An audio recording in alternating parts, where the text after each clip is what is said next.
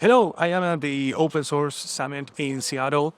It was a great 3 days event to talk about communities and open source. As a takeaway, there were a lot of conversations around open source and AI and the lack of definitions on standards on how to proceed. What is the intersection between open source and AI? What is AI? How open source can help? So there is a lot of conversations on that. I had the chance to talk to three great people that are working and driving three cool projects in open source and AI.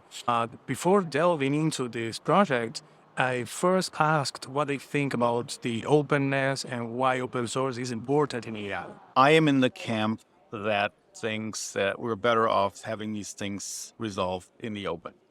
And I know there's different camps in the AI conversation, right? About open being the right path or being more close being the right path, right? I personally think that open tends to be the better approach. And that's why I think we need to develop these tools together, these approaches together about how to make safe, responsible, trustworthy AI systems. Open source AI matters because it is an incredibly powerful tool, and we want to make sure that it is accessible and transparent. And also, it is important to define open source AI because it is already out there, it is already being used and defined by various actors. There's no stability, there's no consistency. And we want open source AI to be a consistent, stable part of the technological infrastructure for all actors. I think open source AI is very important, not just for developers, but to the entire society. I think it's important to have open source AI because we want everyone to be able to enjoy this very, very, maybe most important technology that invented in the history of humanity. And I think it's very important also to be able to fine tune and to modify it to adapt, to adjust to different cultures. Let's dive into what the three projects are driving. So I am the process facilitator for the open source AI definition, and that's a project of the Open Source Initiative, basically to consult with global stakeholders and co-design this definition of open source AI to ensure that it is representative of the needs of the vast range of stakeholders, and also to integrate and weave together the real variety of different perspectives on what open source AI should mean.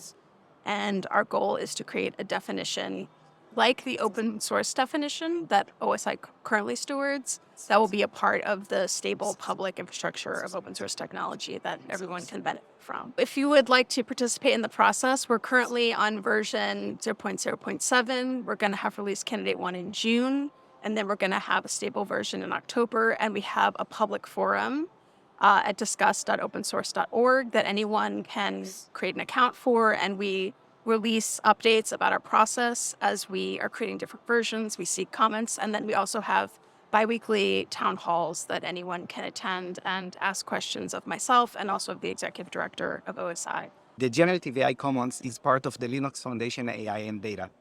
And this is a new organization, fairly new organization that we started in September-ish. And this organization is promoting open source generative AI. We are basically formed into 5 working groups, tackling different things from education and outreach to responsible AI and other things. I personally lead the Education and Outreach Committee. We promote open source use with the entire community, with developers, and basically the outreach to other communities to make sure that we hear the voice of everyone. Are inviting everyone to join us. It's an open community. You can basically, if you are technical or if you are completely not technical, we have room for everyone. And please join us. I lead community for an initiative that's called Open Source Science. It was launched in 2022. It lives under a NUM focus. The goal is to accelerate scientific research by improving the open source situation, the ecosystem, the infrastructure for scientists. Because unlike in the private sector, where open source really is very mature and robust, in science we're seeing a lot of very weird issues that kind of are holding scientists back. So there are some technological challenges, but there's mostly social governance policy challenges that we're trying to tackle. A very basic example, it is often very hard to know what even exists.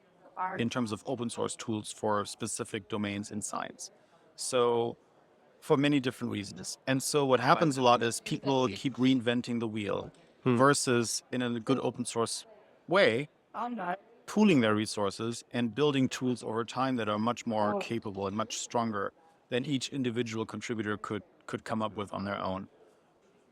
But one of our two kind of cross-domain horizontal groups is the group that's working on the map of open source science, which is a very, very cool idea. And basically, it's about creating a new interface that lets you, for example, as an individual scientist, discover the existing open source tools in your specific corner of the science world.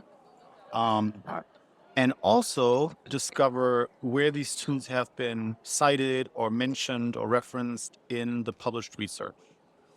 And so, in addition to then these open source projects and the papers, you will easily also see the people behind the papers, people behind the open source projects. So be involved. There's a lot of work that still has to be done in AI and in the open source. So follow us in our networks and see you next time.